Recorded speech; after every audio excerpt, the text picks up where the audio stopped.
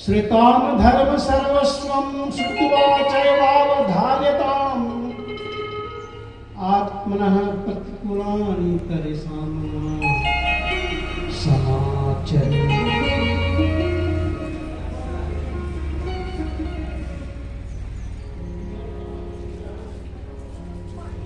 परम अर्चनी वंदनी बुद्ध मंगल में संत समाज सद्गुरु कबीर आश्रम करगा अवनपुर से पधारी हुई हमारे साथी बहन है, ग्राम बुद्धदा के समस्त निमित प्रेमी सज्जनों, सत्य भक्ति के स्रोत भक्तिमती माताओं एवं संस्कारी बच्चों, आज वो शख्स जिनकी पुण्य स्मृति में हम यहाँ एकत्रित हुए हैं,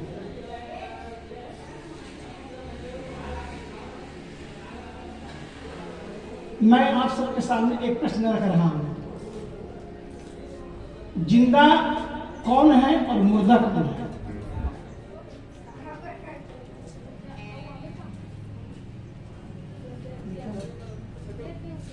जिंदा किसे कहें और मुर्दा किसे कहें? सद्गुरु कवि कहते हैं, जहां में जब तू आया था सभी हंसते तो रोता था, बसर कर जिंदगी ऐसी सभी रोए तो हंसता जा। जिंदगी ऐसी जियो जिंदा रहे दिल साध तू, जो न हो दुनिया में तो दुनिया को आए याद तू। एक किसी इंग्लिश कवि ने कहा, all men die equal in the graveyard because death is sure and certain। मृत्यु शाश्वत है, मृत्यु सनातन है, मृत्यु अटल है, और इस मृत्यु को कोई दुनिया की कोई ताकत रोक नहीं सकती। सद्गुरु कवि कहते हैं, आया है सो जाएगा राजा रंग फकीर, एक सिंहासन चढ़ी चले एक बंधे जात जंजीर। यही मरने से जग डरे मेरो मन आनंद, कब मरिहा कब पाई हाँ पूरन परमानंद। जिंदा कौन है?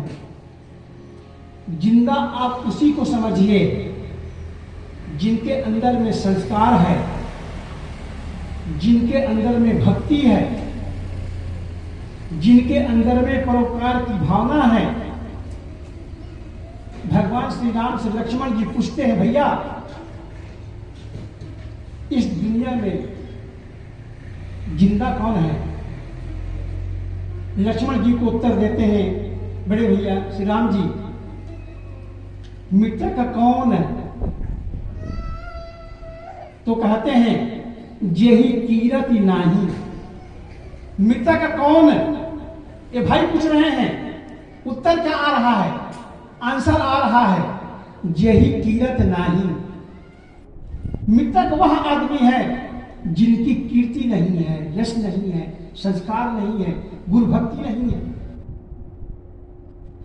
आपने देखा होगा, एक हम बोलते हैं खोटा सिक्का, सिक्का तो वो भी है लेकिन वो चलन में नहीं है, और एक करेंसी, करेंसी सिक्का जो चलता है, जिसमें नंबर हेड और टेल, नंबर और भारत दोनों होते हैं। ऐसे हम इंसान तो हैं, इंसान का शकल तो हमारा है, लेकिन हमारे अंदर में कोई प्रामाणिकता नहीं है। हम लाइव नहीं हैं। लाइव मतलब जिंदा। आपने देखा होगा टेलीकास्ट होता है, एक मंत्री बोलता है, लाइव बोलता है, उधर बोलते हैं हम सुनते हैं, और एक होता है रिकॉर्डेड।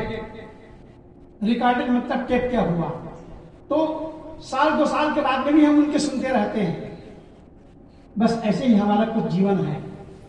हम जिंदा तो हैं लेकिन हमारे अंदर में आदर्श नहीं है, देखने भर का है। हम किसी को संस्कार नहीं दे सकते, बल्कि और दुनिया को बिगाड़ने का काम करते हैं। जिंदा है लेकिन हमारा कोई अस्तित्व नहीं है, क्यों? क्योंकि हम संस्कार विहीन हैं।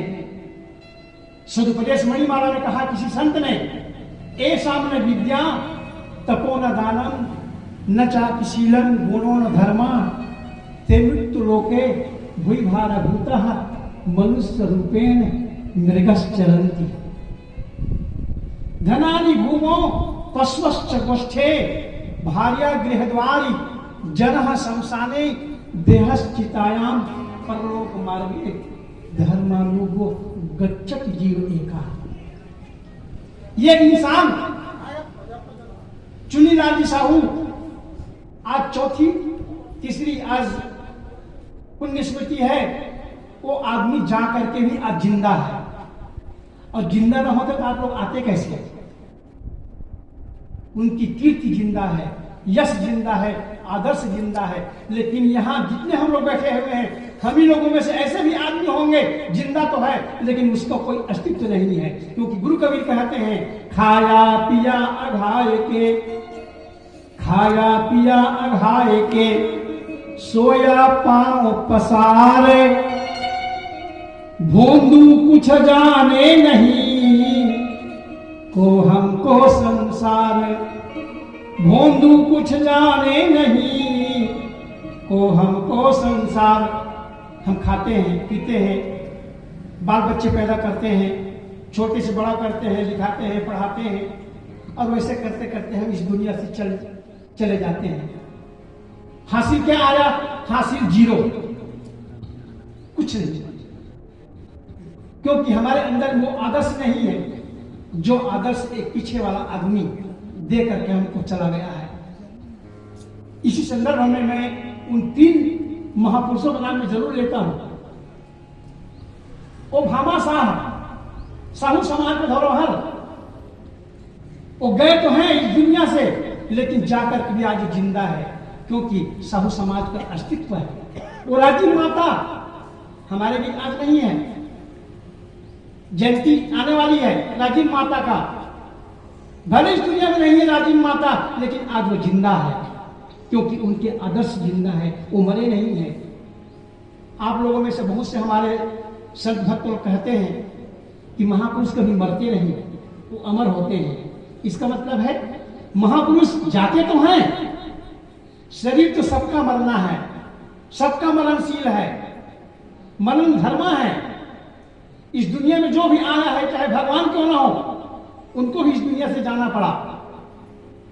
लेकिन वो भगवान आए और गए, लेकिन वो मरे नहीं।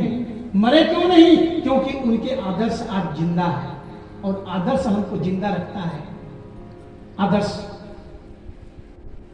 तो आज जो हमारे बीच नहीं है, राजीव माता, कर्मा माता, भामा साहब, वो आज जिंदा है क्योंकि आज वो दुनिया में नहीं है। लेकिन ऐसे ही इंसान इस दुनिया में जिंदा है लेकिन वो मुर्दा है। मैं एक चुटकुला में सुनाऊं। अकबर और बीरबल। अकबर के दरबार में बीरबल बहुत पहुंचा हुआ महामंत्री था अकबर का। जब कोई समस्या का हल नहीं होता, समाधान नहीं होता, तो बीरबल को बुला लेते, क्योंकि बीरबल जाति के पंडित थे और उनसे पूछते थे, साहबजादा कि बीरबल ये बताइए इसका समाधान कैसे होगा। तो बीरबल कभी नहीं कहा कि मैं समाधान नहीं कर पाऊंगा। बीरबल समय भले लेते थे लेकिन समाधान करते थे। अकबर के जमाने में कहते उस समय 9 रत्न होते थे, 9 रत्न। उसमें 1 रत्न थे बनारसी दास, 1 रत्न तानसेन और 1 रत्न खुद बीरबल थे। अकबर ने समाज बुलाया और समाज बुला करके एक वो लाए कबूतर। समाज लगा हुआ है और अकबर के हाथ में वो कबूतर है। अब पूछ लेता है कि बताइए ये कबूतर जिंदा है कि मुर्दा है। अब कभी कभी धर्म संकट जब आता है, जिसे हम बोलते हैं धर्म संकट, और रामायण में चौपाई आती है, भई गति सांप छुछुंदर केरी। सांप जब पकड़ लेता है छुछुंदर को, तो न खाते बनता है, ना तो निगलते बनता है, ना उगलते बनता है। यही धर्म संकट है। ऐसी ऐसी कुछ समस्याएं आपका पास में आ जाती है कि आप करते हैं तो आप गाली खाते हैं, और नहीं करते तो भी आप गाली खाते हैं। ये धर्म संकट है। वहां पर फंस गए। मैं क्या उत्तर दूं? यदि मैं कबूतर को बोलता हूं कि जिंदा है तो गला घोट देंगे और कहेंगे नहीं ये तो मुर्दा है, और मैं कहता हूं कि ये मुर्दा है तो जिंदा निकाल दे क्योंकि जिंदा ही है। धर्म संकट खड़ा हो गया है। तो देखिए कैसे उत्तर देते हैं कि हुजूर, आपके हाथ में जो कबूतर है तो जिंदा। मुझे पता है कि जिंदा है। यदि मैं कहता हूं कि मुर्दा है तो आप जिंदा निकालोगे, और मैं कहता हूं मुर्दा है तो आप जिंदा निकालेंगे, और जिंदा है तो आप मुर्दा निकालेंगे। इसीलिए वो सोच करके बोलते हैं, कहे हुजूर, आपके हाथ में जो कबूतर है वो मुर्दा तो है लेकिन आप जिंदा निकाल सकते हैं। आप ऐसे फंसा देते हैं उस धर्म संकट में कि सोच नहीं पाता है अकबर कि मैं क्या करूं क्या ना करूं, और फंस जाता है। और अंततः मजबूर होकर के उस कबूतर को जिंदा को निकालते हैं। जब जिंदा निकलता है तब पूछते हैं बनारसी दास से कि बनारसी दास जी बताओ, आपने ऐसा क्यों कहा? आपने जिंदा और मुर्दा क्यों नहीं कहा? कहे हुजूर, एक जान का सवाल है। एक जान, एक आत्मा, एक हंस मेरे द्वारा यदि किसी का कत्ल हो जाता है, हत्या हो जाती है, तो इससे बड़ा पाप और क्या हो सकता है? यानी मैं कहता कि जिंदा है तो आप गला घोट करके मुर्दा निकालते, और यदि मैं मुर्दा कहता तो आप जिंदा निकालते। इसलिए मैंने कहा आपके हाथ में वो मुर्दा तो है लेकिन आप जिंदा आप निकालेंगे आप। और वैसे ही हुआ, क्योंकि वहां पर एक जान की रक्षा हो रही थी। बस यही एक समस्या हमारे सामने है। हम अपने को जिंदा कहें कि मुर्दा कहें? आप जिसको जिंदा कहते हैं वो मुर्दा है, क्योंकि केवल उसका नर का शरीर है, लेकिन कर्म उसका पशु है। कर्म उसका पशु है, केवल नर्तन है, केवल देखने भर का। जैसे किसी गधे को सिंह की खाल उड़ा दिया जाए, और जब बोलने के लिए जब कहो तो खींचो खींचो करके जब बोलता है तो हम जानते हैं कि ये गधा है। ये उसी को गुरु कबीर ने कहा, सिंहों केरी खोलरी ओढ़े फिरत हैं बैल। बैल सिंह की खोली ओढ़ रहे, उससे वो सिंह नहीं हो जाता है, बस कि उसके लिए कर्म करना पड़ता है। बस ऐसा ही है। आज कभी कभी मैं बोलता हूं, आपने देखा होगा currency that means always moving and running. What is the meaning of currency? Currency always moving. Currency मतलब जिंदा, और जिंदा मतलब चलने वाला। करेंसी जो होती है, आपने देखा ये बल्ब यहाँ पर लट्टू जल रहे हैं, उसमें करंट दौड़ रही है, वायर में करंट दौड़ रही है, वो रनिंग में है। अभी कोई भूल से कोई छू लेगा तो बचने वाला नहीं है। करेंसी वो चीज है जो दौड़ती है। यदि आपके पास में 2, 4, 10, 20 लाख रुपया है और घर में चुपचाप रख दिए हो तो उस पैसे का कोई महत्व नहीं, मुर्दा है। उसी को बोलते हैं मुर्दा। ये संत आप जो देख रहे हैं, जितनी हमारी माताएं हैं ये देख रहे हैं, ये सब जिंदा है। और जिंदा के अंदर में और क्या जिंदा चाहिए तो कहते हैं, उसी को कहते हैं जिंदा। मस्त राम मुर्दे से पूछा, मुर्दा कुछ बतलाओगे? और मुर्दे में से मुर्दा बोला, मर जाओ सुख पाओगे। मरना और जिंदा। संत कहते हैं अपने आप को मुर्दा बना लो, जीते जीते आपको सुख मिल जाएगा। आपको शांति मिल जाएगी। लेकिन हम लोग कहते हैं नहीं, हम तो मरेंगे, एक ही बार मरेंगे। जी नहीं, सब लोग एक बार मरते हैं, लेकिन जो आदमी जीते जीते जो मर जाता है, जीते जीते अपने आप को मुर्दा समझ लेता है, वही आदमी इस दुनिया में जिंदा है। और उसी में से एक आदमी पीछे जो मर करके भी आज हम लोगों को यहाँ पर एक जगह बैठा दिया है, मेरी पुण्य स्मृति है, आपको आना पड़ेगा। और मैं तो कई साल से आ रहा हूं आपके गांव बुद्धुदा में, लेकिन वो भी एक गुरु कबीर ने कहा, अभी मैं एक साथी बोला था, भक्ति प्यारी राम की, जैसी प्यारी आग, सारा पट्टन जरिमुआ, बहुल आवे मांग। तुलसीदास जी कहते हैं रामायण में, भक्ति स्वतंत्र सकल गुण खानी, बिन सद संग न पावहि प्राणी। ये भक्ति का गुण जो किसी किसी इंसान के अंदर में वो भक्ति है, वो इंसान को जिंदा रखती है। और वही एक भक्ति ना हो तो हमारा जीवन पूरा मुर्दा हो जाता है। एक देखो धन, एक धनी आदमी है, धन से परिपूर्ण है, धन भरा हुआ है, लेकिन धन का क्या महत्व है? धन का महत्व खाने से नहीं है, धन का महत्व बैंक बैलेंस से नहीं है, धन का महत्व है आप खाइए और खिलाइए।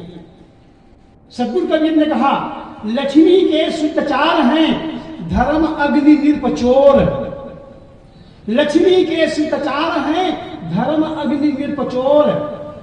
करे निरादर जेठ को, तीन मचावे शोर। लक्ष्मी के चार लड़के, सबसे बड़ा धर्म,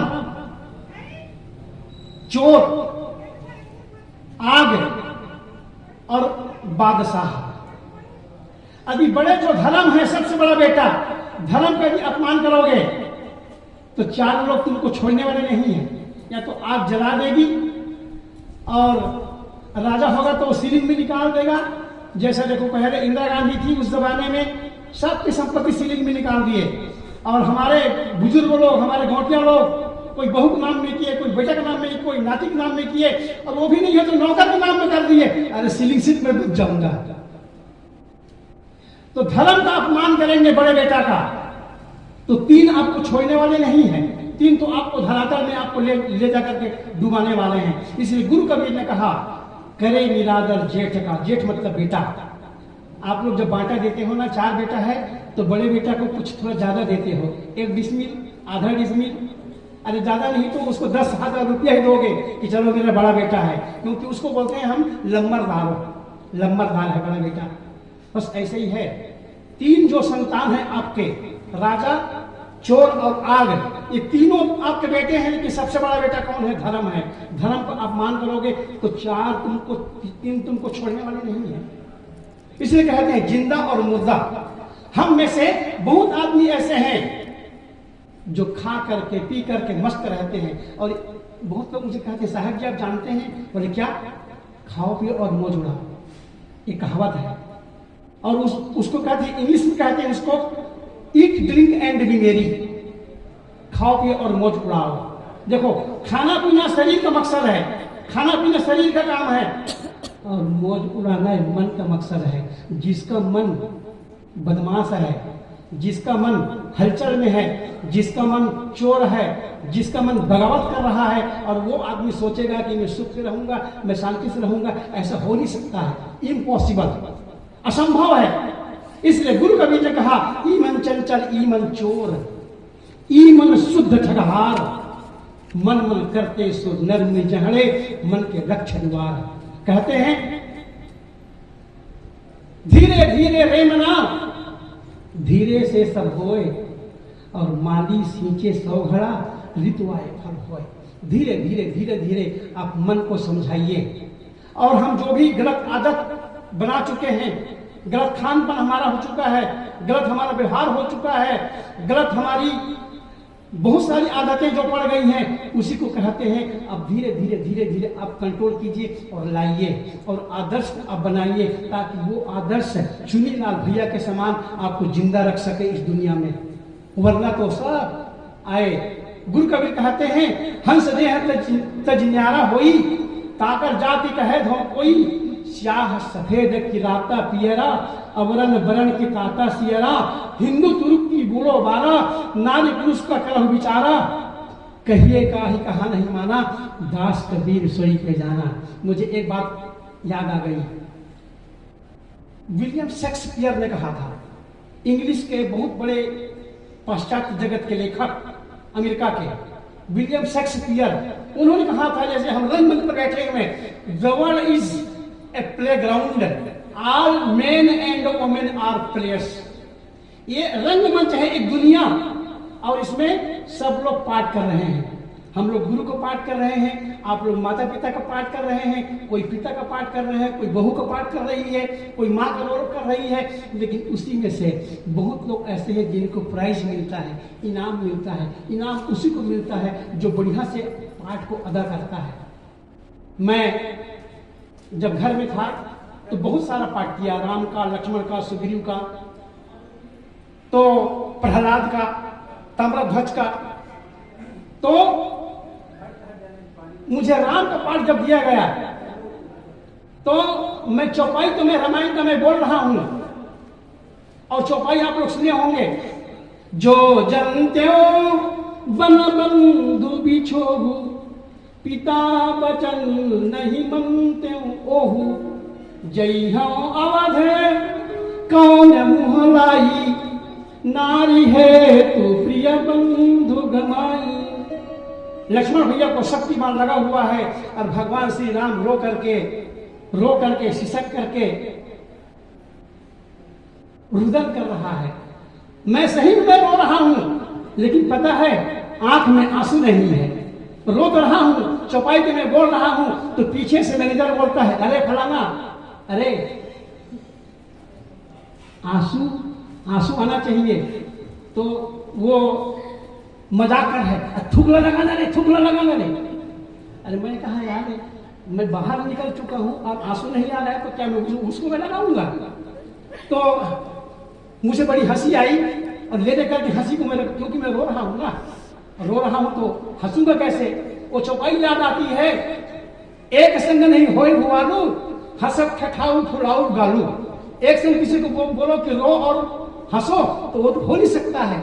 अब आंसू नहीं आ रहा तो मैं आंसू कहां से लाऊं? मैंने कहा गुरुजी, आपने गलती कर दिया है, मैं बाहर निकलता ना तो इसे उंगली में मुझे झंडू के 3 बार मुझे दे देते, तो आंख में लगा लेता, तो इतना आंसू आता कि आंसू आते आते मेरा पाठ भी पूरा हो जाता। कुल मिलाकर के मैं पाठ तो किया, लेकिन मुझे डांट पड़ी, कहे बेवकूफ, रोया नहीं तुमने ढंग से, सब कुछ किया लेकिन आंसू नहीं आया। मुझे पाठ करने में थोड़ा सा कहीं पर अधूरी रह गई, इसीलिए मुझे इनाम नहीं मिला। ये तो मैं दृष्टांत बता रहा हूं, और दृष्टांत के साथ साथ में मेरे जीवन की सही घटना भी है। आज हम लोग में से बहुत से ऐसे आदमी हैं जो पिता का रोल कर रहे हैं, माँ का रोल कर रही है, बहू का रोल कर रही है। आज तो मुझे कभी कभी शर्म आती है, 100 में से 99 बेटा और बहू माता पिता की सेवा नहीं करते, और ऐसे बेटा बहू ये चाहते हैं बुढ़ी और बुढ़ा को भेज दो कहां? वृद्धाश्रम। बुढ़ी बुढ़ा बहुत तंग करते हैं, और बुढ़ी बुढ़ा को भेज दो वृद्धा आश्रम, ताकि हम बेपरवाह होकर के ऐश आराम कर सकें और ईटिंग ड्रिंकिंग डांसिंग कर सकें। और आप जानते हैं आज भी अच्छे अच्छे गौटिया घर के लोग, अच्छे अच्छे पढ़े लिखे लोग, अच्छे अच्छे इंसान देखने में जो दिखते हैं, ऐसे लोगों के माता पिता वृद्धा आश्रम में जा करके रोज 2 आंसू रोते हैं। सज्जनों, ये बाहर की बात नहीं है, ये हम सब की बात है, ये घर घर की बात है। ये जो बात मैं कह रहा हूं, ये जमीन स्तर की बात है। इसलिए मैं ये कह रहा था कि हमको इतना सुंदर नर्तन मिला, इतना सुंदर संत समाज मिले, ऐसे गुरु लोग मिले, ऐसे माता पिता मिले,